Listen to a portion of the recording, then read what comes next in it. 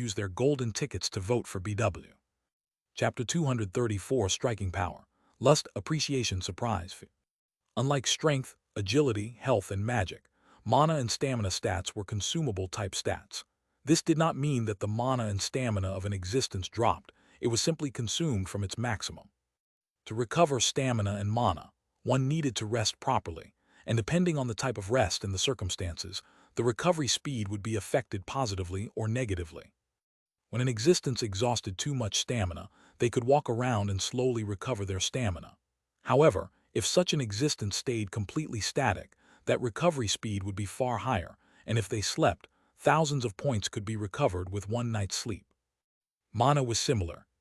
To activate magic spells or skills that required mana to show their effects, the user needed to have the necessary amount of energy, just as they needed stamina to run at high speeds or fight hard battles to the death. To recover the wasted mana, the user needed to stop not only casting spells or activating skills, they also needed to rest as if they had lost high amounts of stamina. The current Bai Zemin had directly consumed 200 mana points in a matter of seconds, depleting almost 2/3 of the mana inside his body. This meant that he could not shape such a horrifying spell a second time in the midst of battle.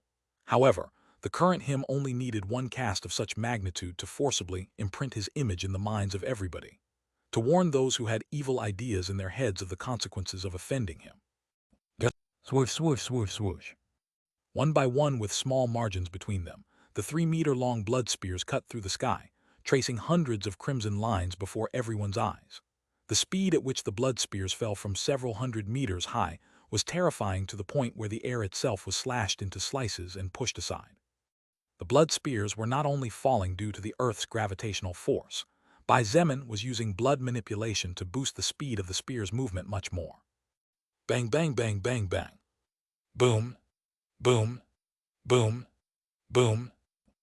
Like thunderbolts sent by the god Zeus of Greek mythology, blood spears descended from heaven to punish sinners. The blood spears took it upon themselves to punish those who offended and angered those they should not have provoked. The surrounding buildings began to be attacked by the blood spears, and after several explosions, the houses began to fall. It didn't matter if they were one-story bungalows, apartments with 3 or 4 stories, or buildings that exceeded 5 or 6 stories in height. After being slammed by the spears, all the buildings were crushed and turned into a pile of broken and useless rubble. Help! We surrender. Please stop. Dozens of armed police officers who were previously shooting at Bai Zemin burst into a mist of blood as the spears pierced through the buildings. Those less fortunate who were farther away from the aftershock of the attack managed to survive a second longer, only to despair in the next instant as their pupils reflected the collapse of the roof and walls above them. It didn't matter if it was male or female. All those who shot at Bai Zemin and who had killed soldiers in their attack on Beginning Village were slaughtered one by one and even died in groups at the same time. Those who were taking cover with the trees on the side of the road, or using cars or any other blunt object as cover, began to run like a group of ants without a leader. They yelled, cried, panicked, tried to surrender, and begged for mercy. They deeply regretted attacking again when they had been granted salvation, but what they regretted most was coming to this place. Unfortunately for these men, who did not know how to differentiate between the strength of their group and the strength of the other party, the blood spears had no ears to hear their words. The blood spears continued to rain down from the sky, as if they represented the coming of the second apocalypse. Those police officers, who fortunately or not were considerably far from a building at the time of the destruction, could not run too far as a blood spear struck their bodies with masterful exactitude, causing them to explode in a mist of blood and flesh that flew all over the place. You have obtained the soul power of Yemen level 1.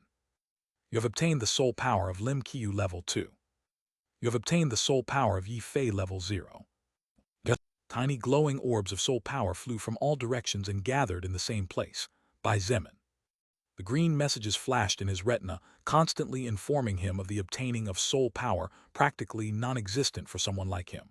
But most of all, informing him of the death of his enemies, the death of those who did not appreciate the kindness he bestowed upon them. About 30 seconds later, the approximately 500 blood spears floating in the sky, several hundred meters above the ground, finally disappeared completely. More correct would be to say that all the blood spears had already fallen to the ground, fulfilling the purpose for which they were created. Rumble. Although there were no longer any attacks from the sky, the buildings that had been hit by a single spear but were beginning to crumble finally could not take it anymore and fell heavily to the ground. A cloud of dust hundreds of meters high rose into the sky like a white dragon, making everyone's sight somewhat blurry. But even those who were just normal people could see the world before them. God protect us. The soldiers could not believe the scene reflected in their eyes. Those weaker in mind simply collapsed on the ground, and fainted after suffering such a great slide of emotions. However, the ones who got the biggest surprise were not the soldiers on the ground. It was the snipers in the back who occupied high positions, and the high-level soul evolvers who had superior eyesight to the average person and were standing on top of buildings. Nangongyi opened and closed his mouth as if he wanted to say something, but the surprise was so great that there were no words to say. Even for someone like him who was already in his late 40s and thought that he had seen everything, the scene before his eyes was senseless. Nangong Lingxin's knees gave out, and if it wasn't for Shangyuan Bing Zhu's support beside her, she would have collapsed on the ground. Her hazel eyes were wide open, and her pupils were constantly contracting and expanding. It was no wonder, because right before their eyes, there was only pure destruction. The former battlefield was far from looking good. Many houses were in bad shape, with some about to fall down after suffering some explosions, and corpses were scattered everywhere. However, the current battlefield was unrecognizable to anyone. Everything about a kilometer in front of them had been razed to the ground in its entirety. Family homes, clothing stores, small convenience stores, apartments, automobiles of all kinds. Everything was destroyed to the point of no return. Rubble and metal parts were scattered all over the place, with blood stains decorating the scene as if it were painted on a canvas. Even the farthest trees were not spared from the destruction of the blood spears. The smaller ones simply disappeared, while those that were more robust exploded into countless pieces. The bright green grass overflowing with life force had disappeared, and all that could be seen were large holes of earth ranging from 2 meters for the smaller ones to up to 10 meters in diameter for the larger ones. Shangyuan Bing Zhu sighed inwardly, and her blue eyes were complicated as she looked at the back of the young man, even younger than her, a few hundred meters ahead. She was confident that she could launch an attack similar to this with her Ice Maker skill and not lose to Bai Zemin's attack. However, she could only do such a thing once, and her mana would be consumed in its entirety, leaving her weakened and at the mercy of any enemy. But judging by how straight Bai Zemin's back was and how firm his stance was, Shangyuan Bing Zhu came to the conclusion that even if he could not launch such a destructive and devastating attack a second time, he definitely had the strength to protect his life. He sucked in a breath of cold air, and his eyes flashed with terror. He was confident in his fighting skill, and was confident that, with his improved agility and reflexes, he could avoid most attacks. However, faced with such an attack, he would not even be able to leave the area of effect before being overwhelmed. "Are you sure you want to fight against him?" He was surprised to hear the voice beside him. Looking to his side, he was even more surprised to see Wu Yijin looking at him with a smirk. Hearing that question, He did not reply and simply clenched his fists secretly. That was his answer. But Wu Yijin ignored him, as after asking that question, she looked at Bai Zemin again. Her big dark eyes were shining, and as she looked at his back, her face blushed slightly. Her breathing turned a little heavy, and she suddenly began to feel some discomfort between her legs, a strange itch that any woman was familiar with at her age. Just thinking about it made the blush on her baby face increase even more, and her charm went through the roof. This could not be blamed on Wu Yijin in any way, as even a cold person like Shangyuan Bing Zhu or Nangong Lingxin, who was frightened by the sight, could not help but be a little moved. One had to admit that the appearance of the current Bai Zemin was simply too striking. Even little Luo Ning had bright eyes and a big smile on her face, as she seemed oblivious to the bloody scene of wounded soldiers and corpses strewn on the ground. Of course, her stare was not lustful or anything similar, just appreciation like children had for their favorite superheroes. Bai Zemin sighed inwardly. The sound of stones that had been sent flying into the sky several hundred meters, as a result of the explosions falling to the ground once again, was the only thing that entered his ears. The enemies, they had been completely decimated. No, not all of them. Bai Zemin thought as he looked at the status of his blood will skill. Blood will, 38.1%/50%. There was still one left alive. He. A small groan, so minuscule that it could be ignored, sounded amidst the total silence. That small sound that on normal days would not attract anyone's attention was as clear as the sunrise on the horizon, marking the arrival of a new day and the end of the night. Bai Zemin moved forward, and when he reached a pile of rubble, casually lifted some rocks and threw them to the side of the road. Dai Yun looked at the young man in front of her with eyes filled with horror. Her seductive body was still there, but it was currently covered in blood from head to toe. In addition, Her two legs were curved into strange angles, and her left arm had several visible fractures. Her second-order third-eye skill was powerful, but it had limits that were too big. While Dai Yun could feel what might happen 0.2 seconds in advance, it was useless if she could not react in time before the event happened. She was fast, but her agility had not reached the level of traveling more than a kilometer in less than the blink of an eye. Although she escaped from the death, she ended up in such a miserable state that she didn't even have the strength to move a single finger of her body. She was now in the hands of the young devil in front of her. "I see." Bai Zemin frowned and looked at her in confusion. Even standing from close by and with hearing as good as his, he couldn't hear with clarity what the woman in front of him was saying. "Please, ass." Dai Yun looked at him with teary eyes and pleaded in a soft voice. "Oh," Bai Zemin finally nodded with understanding. Dai Yun's weak appearance coupled with her extremely hot body, her voice as soft as silk, and the strength she possessed along with that small faint trace of pride in her eyes formed a set of qualities that could charm any man. In fact, her beauty was just below women like Shangyuan Bingzu and Wu Yijun, roughly on the same level as Nangong Lingxin. It was a beauty rarely seen. Unfortunately, Bai Zemin's heart was not moved by beauty. Regardless of whether it was male or female, old or child, beautiful or ugly, if they were his enemy, then they had to die. "I gave you a chance before, but you didn't appreciate it." Bai Zemin shook his head and raised his right foot high. "Therefore, even if the god of the heavens descends, you must still die." Under Dai Yun's disbelieving, panicked, and hate-filled gaze, the young devil's right foot descended on her head. Bang! The ground cracked, and several pieces of rubble were sent flying, while the heavy cloud of dust was mostly dispersed. Dai Yun's head exploded into a bloody mess, with pieces of broken skull and brain matter splattering all over the ground messily. "You have obtained the soul power of First Order Dai Yun level 30. Magic plus 20, mana plus 10, agility plus 10. Bai Zemin moved his blood-stained foot away as the message from the soul record flashed across his retina and muttered under his breath, "What a pity. Now I'll have to throw this pair of shoes away." It didn't seem to bother him that a charming flower had been destroyed by him. Thanks a lot to all those who used their golden tickets to vote for BW. Chapter 235, Shangyuan Bingzu and Bai Zemin's Strange Behaviors. Bai Zemin crouched next to Dai Yun's headless corpse without caring about the blood, brain matter, bone fragments, nor did he care about the steam and smell of hot blood. Right there a skill scroll lay silently. He picked it up curiously, and when the information on the skill scroll flickered across his retina, a surprised expression appeared on his face. Perception First Order Active Skill, Level 1, consumes 30 mana points to activate and has no cooldown time.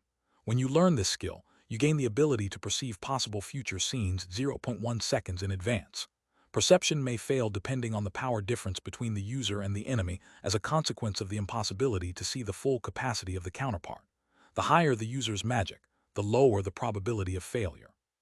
A complicated expression appeared on Bai Zemin's face as he read the description of the skill Perception.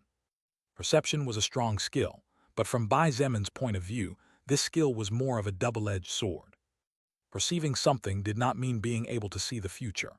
It was more like the probability of seeing one of the possible futures. In short, this skill could become a hindrance from time to time. Moreover, it was only an advanced perception of 0.1 seconds in anticipation.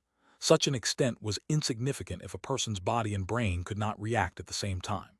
The user of this skill could know what might happen 0.1 seconds in the future, but if their body could not react at the same time as their brain, then nothing was meaningful. Another thing was the consumption of mana, 30 points of mana for one activation. "Isn't this a bit much?" he muttered to himself as he held on to the scroll. After some thought, Bai Zemin decided not to learn the skill. There was simply no point in doing so. He was only able to learn one more active skill through scrolls, and from his point of view, perception was not worthy of occupying that space. Bai Zemin was confident that with all his defensive methods, if someone or something wanted his life, it probably wouldn't be that easy. Forget about the broken bronze bell that automatically activated when his life was in danger, and forget about the rejection ring that repelled all solid objects. With the passive skill danger sense, Bai Zemin was confident that with his reflexes, agility, and reaction speed, he could evade death. If he died then the enemy was much more powerful than him, and in that case perception would not activate properly. He would just end up consuming mana for nothing. Just as Bai Zemin was about to start rummaging through Dai Yun's body in search of treasures, a breeze of fresh air came from behind him. Even without turning around, the scent similar to a snow lotus flower was already extremely familiar to him, so he easily knew who the other person was. "I will do it." "What do you mean?" Bai Zemin asked as he slightly turned around. There, Shangyuan Bingzu was looking at him indifferently. Standing under the sun's rays in her sky-blue armor and her silver hair gently dancing to the rhythm of the wind, she truly looked like an immortal fairy. "I will check this woman's body." She furrowed her eyebrows slightly and said as if it was obvious. The corner of Bai Zemin's mouth twitched a couple of times. He stood up and looked at her as if he was looking at a ghost. Do you really think I will do improper things with a corpse?" What happened next was a big surprise to him. "Who knows?" Shangyuan Bingzu smiled as she looked at him with a hint of amusement. Her smile was as if she was teasing him, but not in a bad way. "You might have strange tastes. There are all kinds of people in this world." Bai Zemin looked at her dumbfounded. This woman, did she have a fever or something? In the end he sighed heavily and shook his head while raising his hands. "Forget it. I won't argue with you. You check this woman's body then. I'll take care of the other guy." Shangyuan Bingzu smiled slightly and nodded. Let's do it that way." Since she had her back to the rest, no one saw the expression on her face. Bai Zemin didn't know if she was proving something or if she just did it on purpose, but in the end, he said nothing and simply walked over to Wang Zedong's corpse while Shangyuan Bingzu began to inspect Dai Yun's corpse. Scaled Lizard Transformation, First Order Active Skill, Level 2, consumes 10 mana points to activate and 2 stamina points per minute. Learning this skill grants you the ability to acquire various characteristics of a lizard during 15 minutes. It greatly increases the user's agility, strength, stamina, and health. Defense and jumping capacity is highly increased. You cannot use other skills while transformed. This skill must be the lower version of this guy's skill, Bai Zemin thought while holding the scroll. He also had no plans to learn this skill. Although Wang Zedong looked extremely brave and was undoubtedly powerful when he activated his skill, Lilith had previously told him that skills that gave a large amount of power in early stages usually had a short growth range. Bai Zemin's blood manipulation skill, or Shangyuan Bingzu's ice maker skill, both were powerful skills but not over the top. The reason why these skills were considered powerful was because the users who controlled them were smart and could put them to different uses depending on the circumstances they were in. But these two skills did not give direct power to the user, but forced them to think carefully even in the midst of combat. At this point, Bai Zemin had to be very careful about which skill he would learn next. After rummaging through the dried corpse for a few minutes, Bai Zemin found some interesting items. 1 blazing ring, 1 earth bracelet, 1 pair of velocity boots. These 4 were objects that Bai Zemin already had, so they would be given to someone else.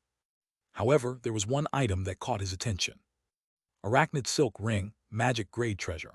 When equipped, it automatically increases agility by 30 points.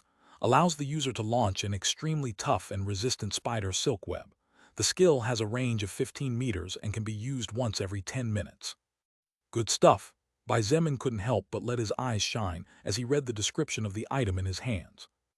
As the most powerful soul evolver of one of the heads of a large survivor camp, Wang Zedong naturally possessed several treasures on him.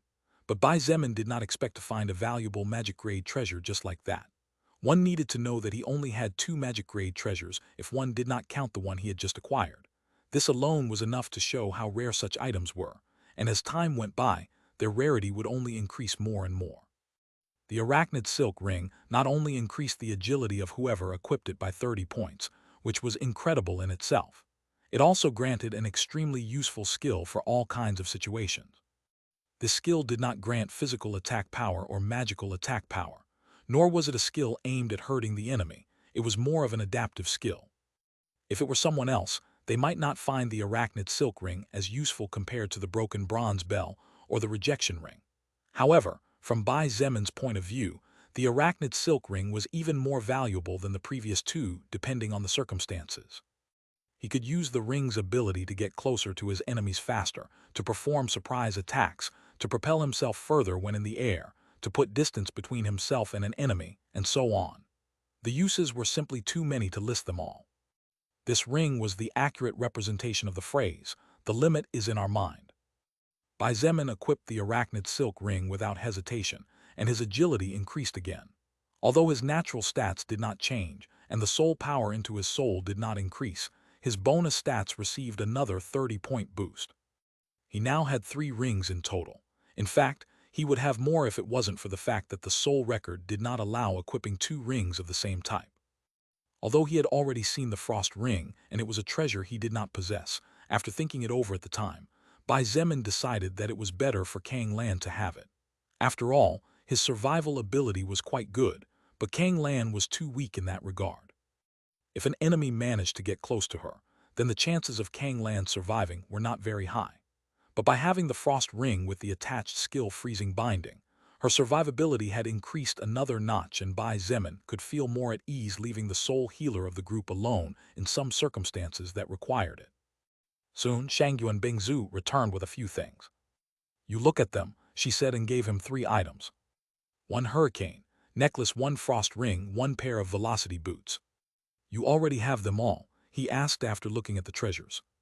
"Except for the frost ring. Although the necklace I wear is different, I already have one and it suits me more," Shangyuan Bingzu replied calmly. "I see." Bai Zemin nodded and after thinking for a moment replied, "You keep the frost ring first. My agility allows me to react to any attack, and even if I fail to react, I have my ways to avoid death anyway." If Shangyuan Bingzu ended up joining him, then Bai Zemin would naturally not be stingy with her. Besides, what he said was true. While the freezing binding skill was good, it was not imperative for him. On the other hand, it could save her life at a key moment. Shangyuan Bingzu's eyes glittered unnaturally as she understood what he meant. She looked at his hands and noticed 3 rings of different colors and appearances. A bronze-colored ring with strange runes engraved on the surface, a crimson-red ring, and finally a silver-colored ring with a vivid drawing of a spider on top. There was no blue-colored ring on his fingers, so obviously he still didn't have a frost ring. "Thank you," she nodded towards him with a weak smile on her face. Although they had their differences like anyone else, at least Shangyuan Bingzu was grateful when she needed to be. But who knew Bai Zemin was going to look at her in a strange way?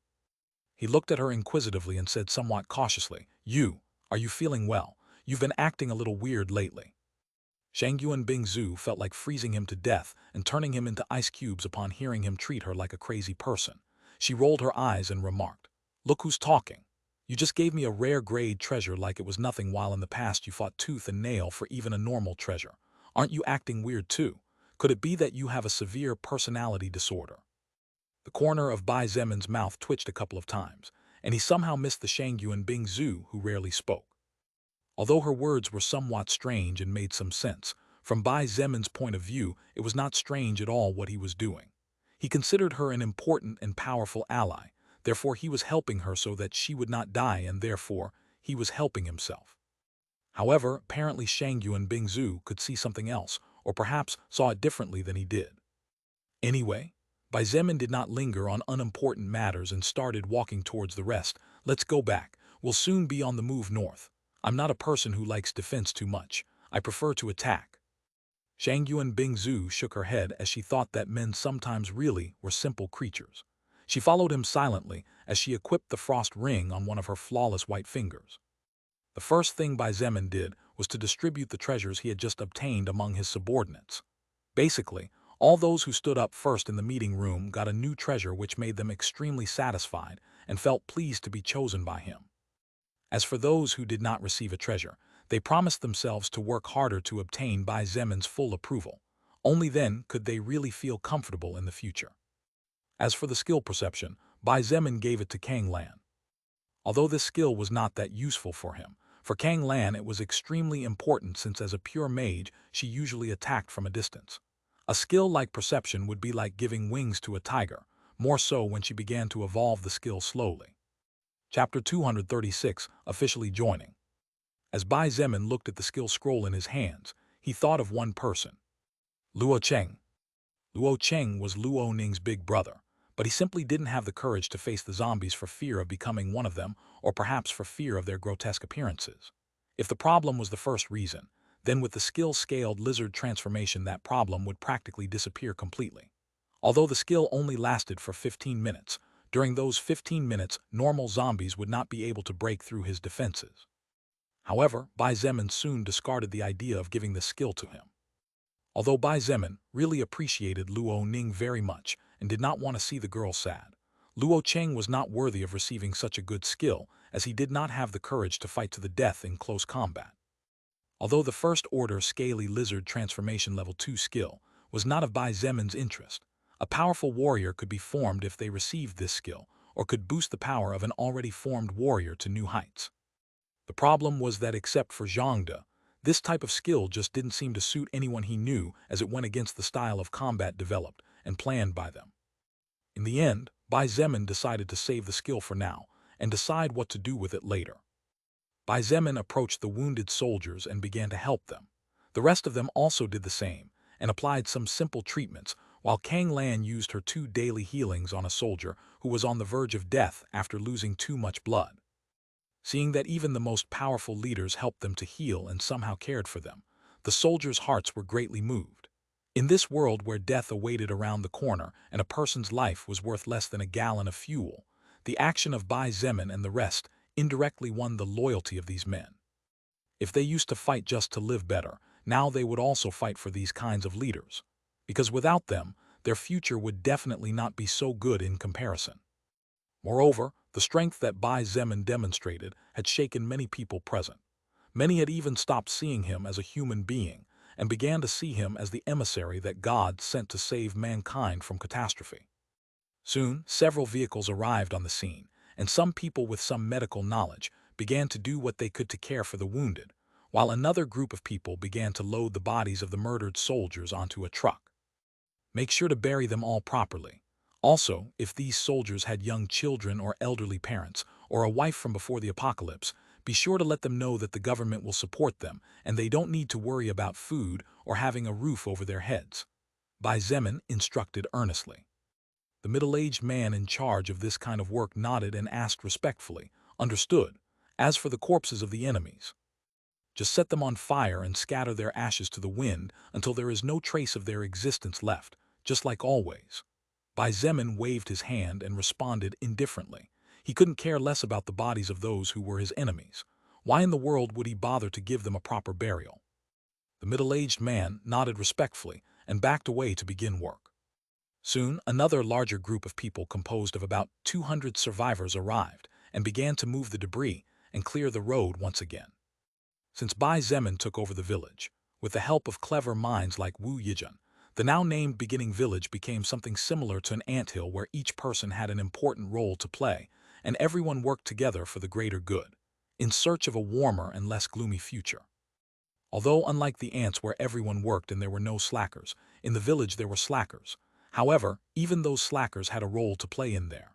Those who were frustrated could simply beat them when they were too stressed, and as long as they did not kill anyone, rape, or the injuries were not serious, they would not be punished. Since certain people were good for nothing, they at least had to play a role if they wanted to keep eating the increasingly scarce food they all worked hard to obtain. If they were dissatisfied, Bai Zemin would be more than willing to let them go to their fate. They would not be able to live even an hour after leaving the safe area of the village.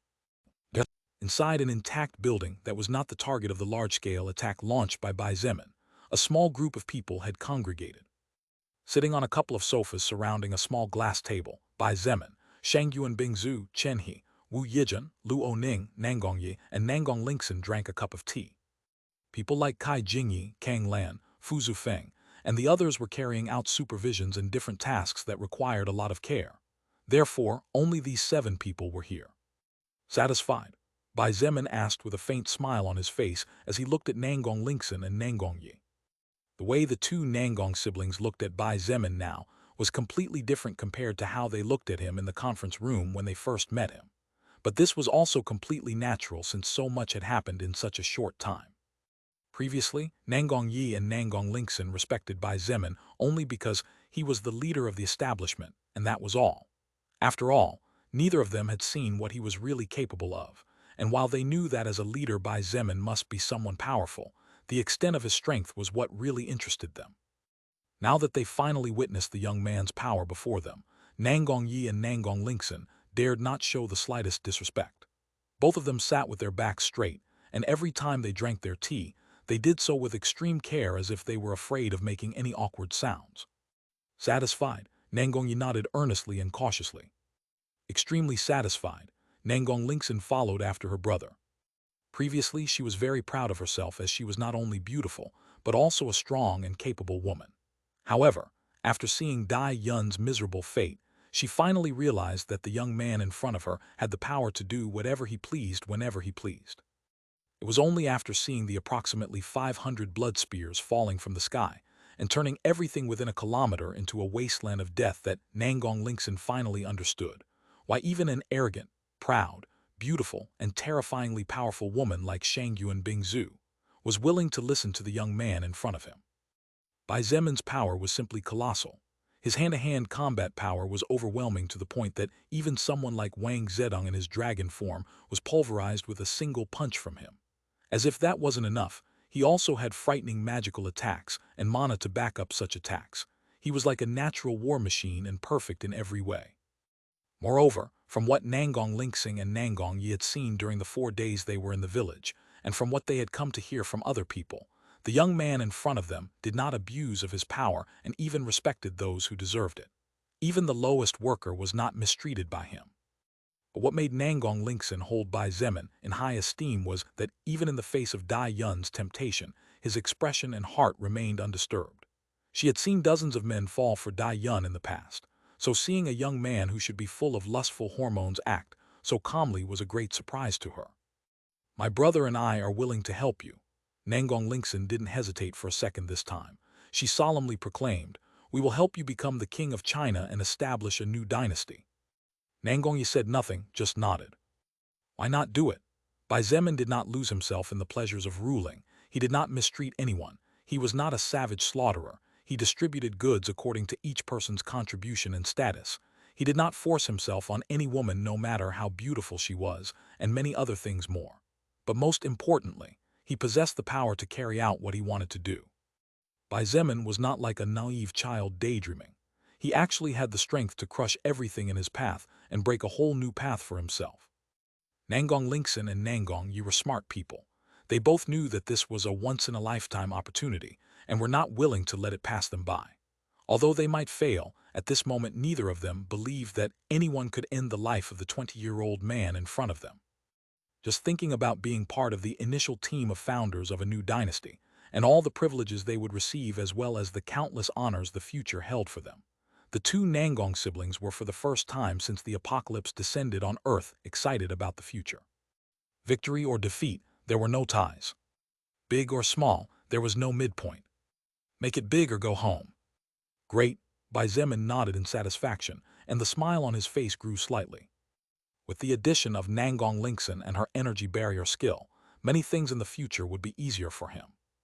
After taking a sip of tea, Bai Zemin put down the small cup on the glass table in front of him, and his expression turned serious as a slight aura brimming with murderous intent filtered out of his body. "Let's talk about this northern camp," he announced in a cold voice. Even in the past, Bai Zemin was not someone who liked to take it easy when someone bit him, not to mention someone bit him twice. Although he wasn't hurt in any way, he didn't like the idea of being attacked while he was just defending. Therefore, he decided not only to swallow everything that the northern camp had acquired, but also to wipe out all those who dared to kill his people. Thanks a lot to all those who used their golden tickets to vote for BW.